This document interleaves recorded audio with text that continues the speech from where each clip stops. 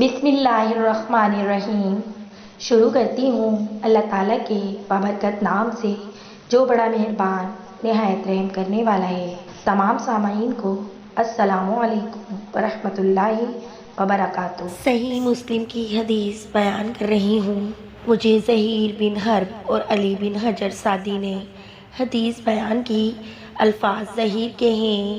ان دونوں نے کہا ہمیں اسماعیل بن ابراہیم نے حدیث سنائی۔ کہا ہمیں ایوب نے ابو قلابہ سے حدیث بیان کی، انہوں نے ابو محلب سے اور انہوں نے حضرت عمران بن حسین رضی اللہ عنہ سے روایت کی۔ انہوں نے کہا ثقیف بن بنو عقیل کے حلیف تھے۔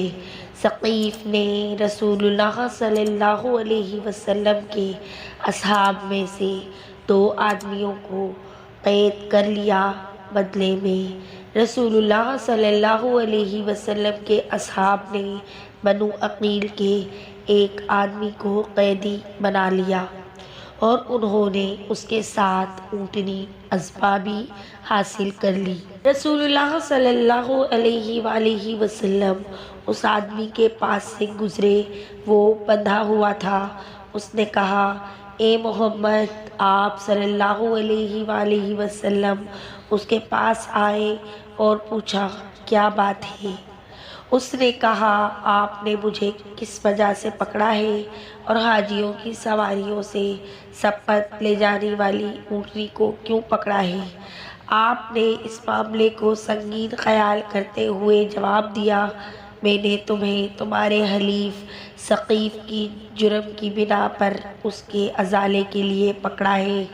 پھر آپ وہاں سے پلٹے تو اس نے پھر سے آپ کو آواز دی اور کہا اے محمد صلی اللہ علیہ وآلہ وسلم۔ رسول اللہ صلی اللہ علیہ وآلہ وسلم بہت رحم کرنے والے نرم دل تھے۔ پھر سے آپ اس کے پاس واپس آئے اور فرمایا کیا بات ہے؟ اس نے کہا اب میں مسلمان ہوں۔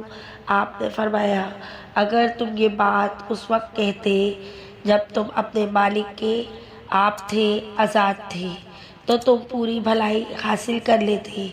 اب بھی ملے گی لیکن پوری نہ ہوگی۔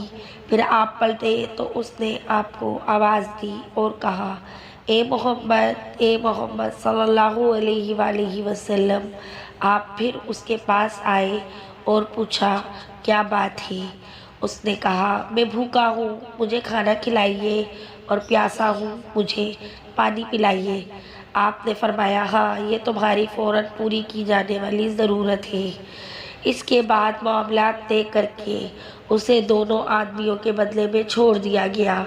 اونٹنی پیچھے رہ گئی اور رسول اللہ صلی اللہ علیہ وآلہ وسلم کے حصے میں آئی، لیکن مشرکین نے دوبارہ حملہ کر کے پھر اسے اپنے قبضے میں لے لیا۔ کہا بعد میں غزوہ ذات القرد کے موقع پر مدینے میں حملے کے دوران ایک انصاری عورت قید کر لی گئی اور اذبح اونٹنی بھی پکڑ لی گئی۔ عورت بندروں میں جکڑی ہوئی تھی۔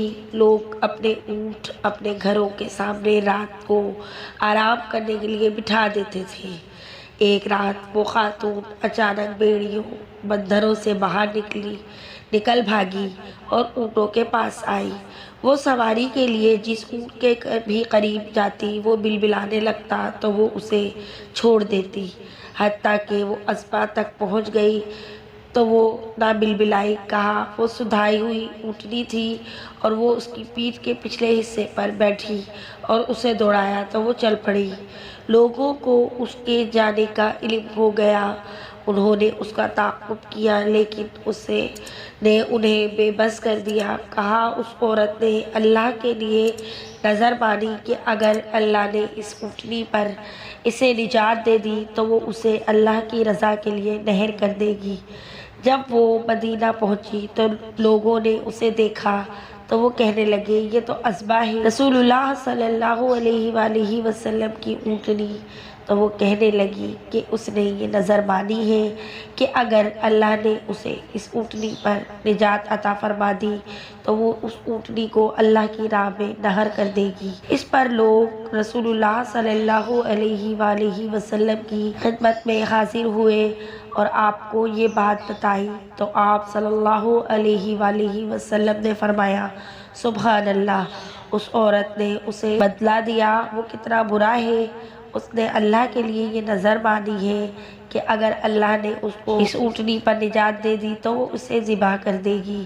معصیت میں نظر پوری نہیں کی جا سکتی، نہ ہی اس چیز میں جس کا بندہ مالک نہ ہو۔ ابن حجر کی روایت میں ہے کہ اللہ کی معصیت میں کوئی نظر جائز نہیں۔